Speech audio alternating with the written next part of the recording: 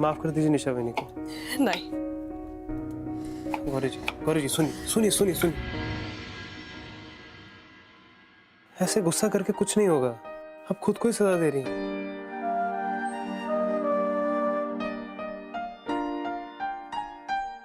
गौरी जी, आज आपने जो कुछ भी कहा उससे जितनी तकलीफ निशा बहनी को हुई होगी, उससे ज्यादा तकलीफ तो आपको हो रही है। शायद आज आपने वो सब कुछ कह दिया जो इतने समय से आपके अंदर दबा हुआ था, इसीलिए शायद इतना दर्द हो रहा है आपको। निशा वहिनीनं विश्वासघात केलाय माझा, मला त्रास होतोय त्याचा, तुला कळत नाहीये का? शिव, तू नाही समजू शकणार, कारण हे जे काही घडतंय ना ते तुझ्यासोबत घडत नाहीये. तुझ्यासोबत घडलं असतं ना तर कळलं असतं तुला. गौरी जी, हमारे साथ भी तो वही हो रहा है, सबके साथ होता है गौरी जी, किसी के साथ कम, किसी के साथ ज्यादा। देखिए, कोई भी रिलेशनशिप परफेक्ट नहीं होता है, एडजस्ट करके उसे परफेक्ट बनाना पड़ता है। या फक्त बोलायच्या गोष्टी आहेत शिव. आपके बाबा भी तो आपको यही सिखाते हैं ना, और हम भी शायद ये इसीलिए कह रहे हैं क्योंकि ये हमने आपसे सीखा है गौरी जी। आप ग्लास आधा भरा हुआ देखने वालों में से हैं, ग्लास आधा खाली देख के खुद को तकलीफ क्यों दे रही हैं? जरा सोचिए आप, निशा बहनी ने ऐसा क्यों किया? नची दादा का प्यार पाने के लिए गौरी जी, अपना रिश्ता बचाने के लिए, पर फिर भी गुनहगार है वो तो हम भी गुनहगार हैं गौरी जी।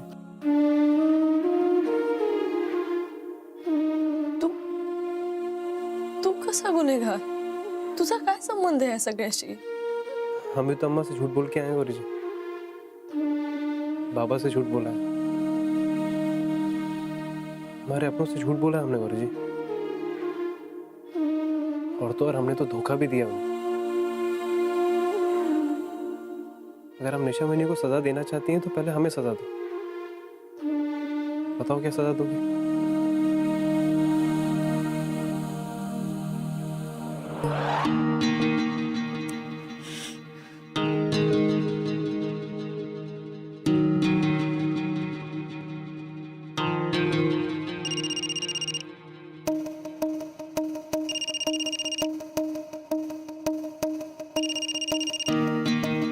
गौरी,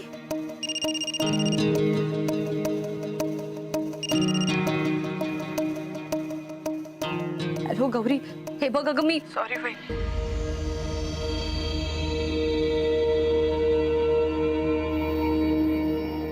माझं चुकलं.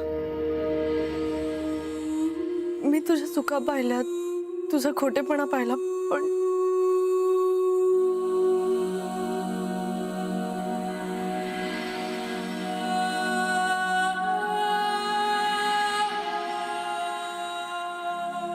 त्यामागचं तुझं प्रेम नाही पाहिलं. आय एम सॉरी वहिनी. पण काय झालं? हे बघ वहिनी, मला खरंच माहित नाही या सगळ्या खोटेपणात मी तुझ्या बाजूने उभं राहू शकेन की नाही. आणि हे बघ, हे खोटं फार दिवस मी लपवून ठेवू शकत नाही. माझी एक रिक्वेस्ट आहे तुला.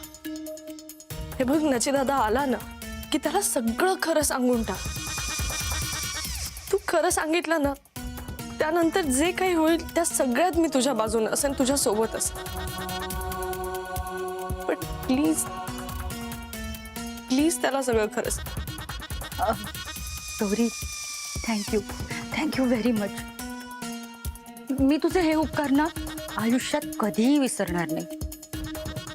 ठेवते हा.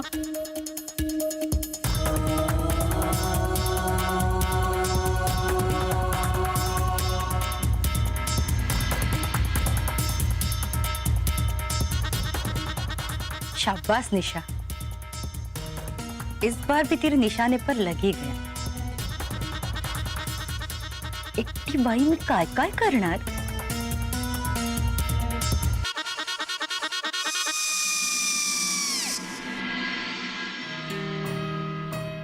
भाभी श्री, अरे एक तो टेम नहीं हमारे पास, गोमती ना आ जाए तब तक. भाभी श्री अभी तक आई नहीं है, हैं? जीजा जी, माफ कीजिएगा, आने में जरा देर हो गई। जीजी कहाँ है? अरे जीजी। जिज्जी को हमने बाहर भेज दिया है। भाभी श्री कोई महत्वपूर्ण बात उसके सामने नहीं कर सकते, आपको मालूम है ना। अच्छा बताइए। भाभी श्री आप जल्दी से ये बताइए कि जो सलाह मशवरा हमने आपको दिया था उसका कुछ असर हुआ आपके ऊपर? कहा कहीं? हाँ जीजा जी, असर हुआ है ना, क्यों नहीं हुआ? नहीं, हमारी समझ में आ गई है कि कल की आई हुई गौरी से हमें हार मानने की जरूरत नहीं है और किसी भी तरह मुन्ना को हमें वापस लाना है। वाह वाह वाह, कहा कहीं भाभी श्री।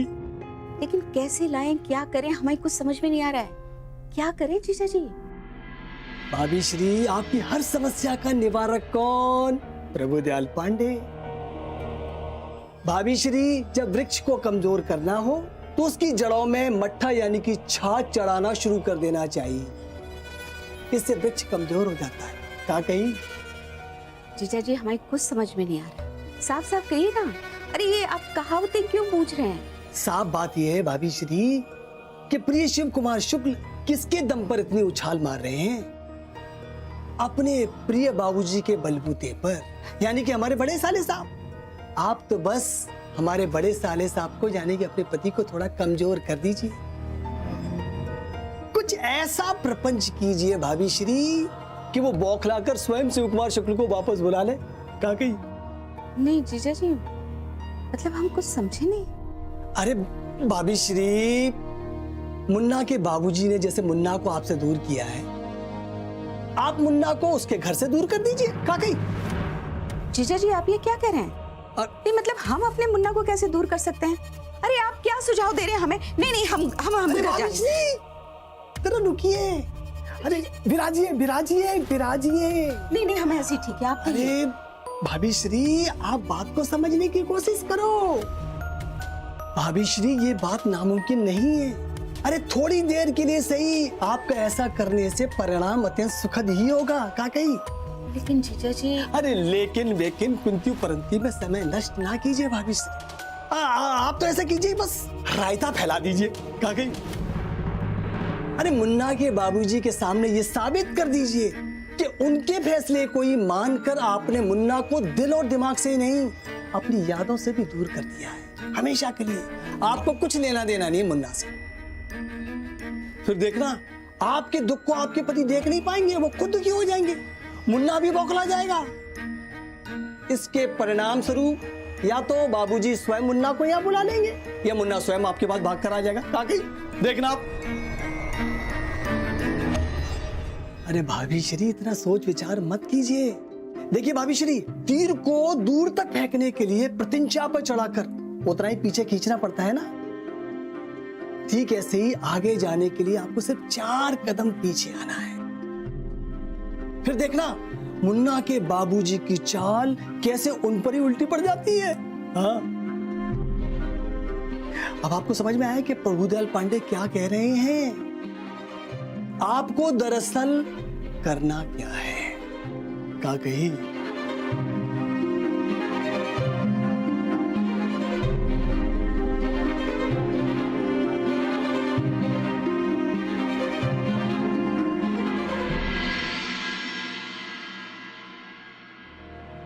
विश्राम, सरला बहू, हम आ गए हैं। आई बाबूजी। जय गंगे। जी बाबूजी। हाँ बाबूजी अच्छा हुआ आप आ गए, हम ना आप ही को फोन करने वाले थे। क्यों, क्या हुआ? सब ठीक तो है ना? हाय बाबूजी कुछ ठीक नहीं है, सब गड़बड़ हो गया। साफ साफ बताओ क्या बात है? बाबूजी वो अम्मा जी ने ना खुद को शिव भैया के कमरे में बंद कर लिया, ना हमें अंदर आने देती है ना खुद बाहर आती है। लेकिन वो ऐसा क्यों कर रही है? तुमसे कुछ अनबन तो नहीं हो गई? हाय बाबूजी नहीं, हम तो बल्कि उनकी चिंता कर रहे थे। हम तो उनकी सेवा करके उन्हें खुश करना चाहते थे। वो क्या ना बाबूजी, उन्हें खुश रखेंगे तो भगवान जी खुश रहेंगे, भगवान जी खुश रहेंगे तो फिर हमारे घर में खुशखबरी आएगी, और घर में खुशखबरी आ गई तो सब कुछ ठीक हो जाएगा। नहीं ठीक है, इससे आगे कहने की जरूरत नहीं है, हम संभाल लेंगे, देखते हैं।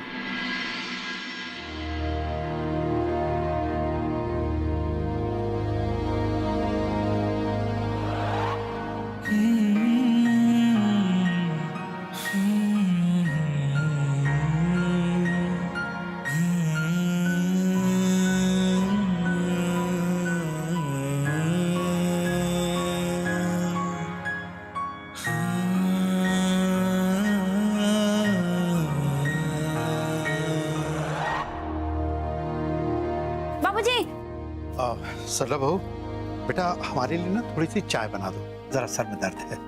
जी बाबूजी।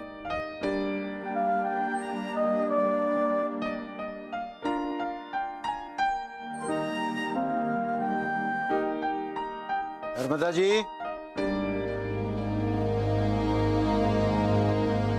नर्मदा जी दरवाजा खोलिए।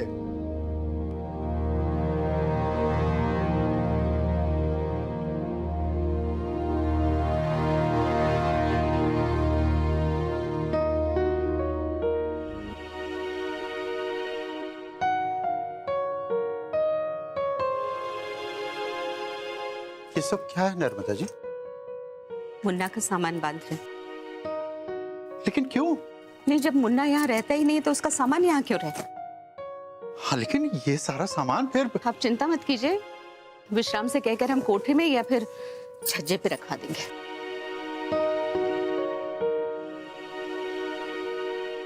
नहीं, क्यों कर रही है ये सब आप?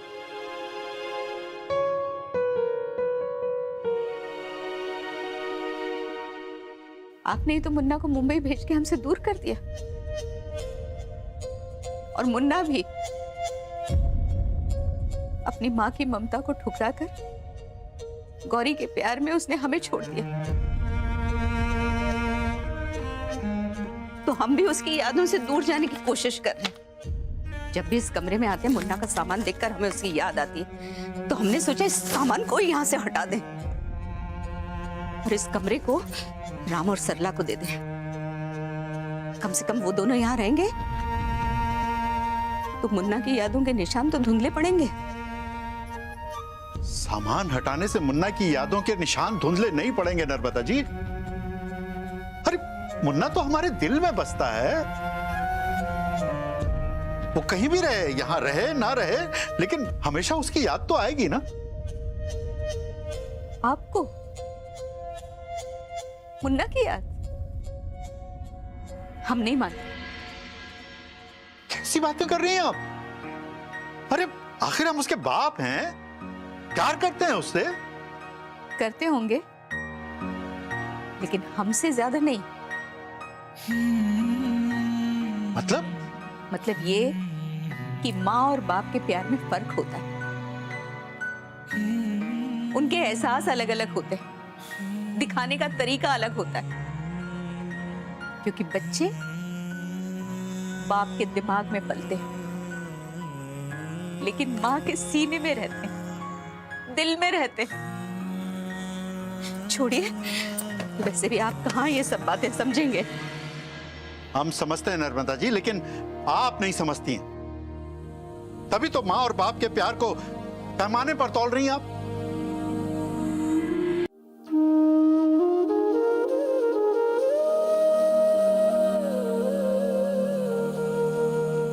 ये देखिए, पहचानते हैं इसे? ये हमारे मुन्ना के पहले जूते। आपको याद है दशहरे के मेले में आपने उसको दिलवाए थे? हमेशा इन्हीं जूतों को पहनकर वो आपके साथ बाहर जाने की जिद किया करता था। याद है आपको? आप तो दिला के भूल गए होंगे, लेकिन हम नहीं भूले हैं। रुकिए रुकिए। अब क्या है? क्या कर रही हैं आप? अरे संभाल।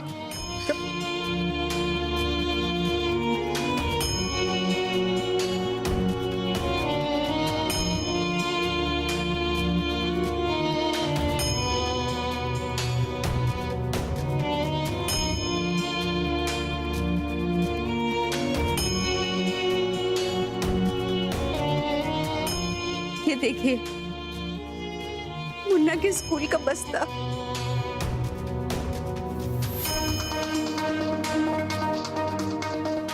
ये उसके स्कूल की किताबें।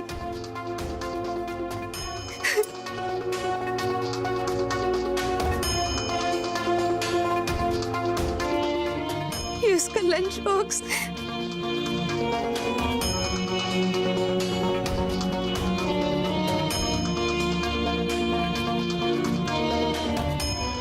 ये मुन्ना की स्कूल की यूनिफॉर्म।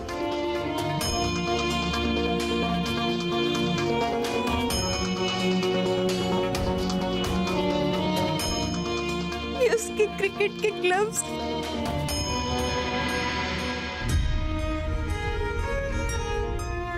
ये मुन्ना की पहली जीन्स।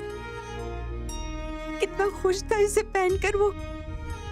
पूरे घर में भाग रहा था, अम्मा अम्मा चिल्ला रहा था, अम्मा हम कैसे लग रहे हैं, अम्मा हम कैसे लग रहे हैं इसे पहन के।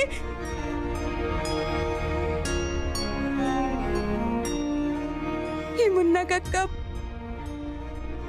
ये उसके मेडल्स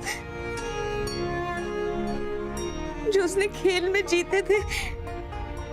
कैसे भागते हुए आया था, अम्मा अम्मा देखो हम क्या जीत के लाए हैं। हमारे गले में बाएं भला झूल जाता था।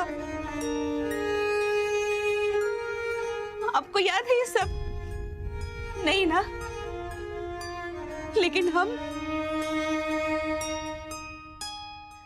हमें सब याद है, इसीलिए आज तक इस सब को अपने सीने से चिपकाए रखा है और उसे याद कर करके रोते रहते हैं।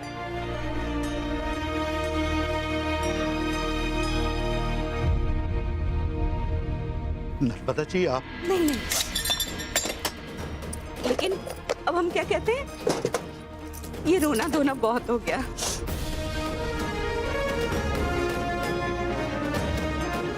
अब हम भी ये सब कुछ भुला के खुश रहना चाहते हैं, जैसे मुन्ना अपनी अम्मा को भूलकर गौरी और उसके परिवार वालों के साथ खुश है। आप चिंता मत कीजिए, हम भी खुश रह लेंगे उसके बगैर। विश्राम, विश्राम। नर्मदा जी बस कीजिए, अब क्या कर रही हैं आप? इसे निशा वही बहुत रिलीव्ड होंगी, हमें भी टेंशन फ्री फील हो रहा है। अच्छा किया आपने उन्हें माफ करके। अच्छा किया की नाही ते माहित नाही मला, पण तिला माफ करून तिच्या बाजूने असणं म्हणजे खोट्याच्या बाजूने असणं रे। मला नाही पटत ते शिवे, आणि त्यात मी किती दिवस शांत राहू शकेन खरंच सांगता येत नाही काय। मी सांगितलंय निशा वहिनीला, ती बोलणार आहे दादाशी, पण तो कसा रिॲक्ट होईल या सगळ्याला काही कळत नाहीये। शिवारे हे बघ, एक तर या बातमीमुळे तो थोडा शांत झाला होता, त्यात ही बातमीच खोटी आहे म्हणाल्यावर काय। बात तो सही कह रही हैं आप।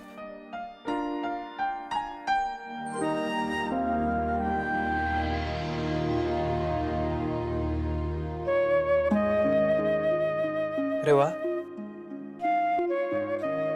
अम्मा के हाथ का स्वाद है। त्यांनी शिकवलं तसंच बनवलं। तुला माहिती आहे, आज स्वयंपाक करताना त्यांची खूप आठवण येत होती मला। हमें भी याद आ रही है उनकी। सही कहें गौरी जी, कभी कभी लगता है कि ये जो कुछ भी हो रहा है ये सही है क्या? नहीं मतलब अम्मा से कब से बात नहीं की हमने, वो हमसे नाराज है। मतलब हम जानते हैं उनकी गलती है, पर आपण म्हणतो ना प्रेमात सगळं चालतं। मग आपल्या मुलाच्या प्रेमाखातर जर आईने एखादी गोष्ट केली तर ती गलत कशी असू शकते? हे बघ, आणि अम्माजींनी जे काही केलं ना ते मला त्रास द्यायला नाही केलं, तुला स्वतःच्या जवळ ठेवण्यासाठी केलं। मी निशा वहिनीला माफ करू शकते तर तूही अम्माजींना माफ करू शकतोस ना। जुनं जे काही झालं ते विसरायला काय हरकत आहे? पर गौरी जी भूलना इतना आसान भी नहीं है ना। एकदा प्रयत्न करून बघ। अम्माजींचं जाऊ दे, पण निदान बाबूजींचा विचार कर। शिवाय अम्माजी रागात आहेत, त्यामुळे बाबूजी सुद्धा अस्वस्थ आहेत ना। मला सरला भाभी सांगत होते, अम्माजी बाबूजींशी सुद्धा बोलत नाहीयेत। तू एकदा फोन कर ना प्लीज।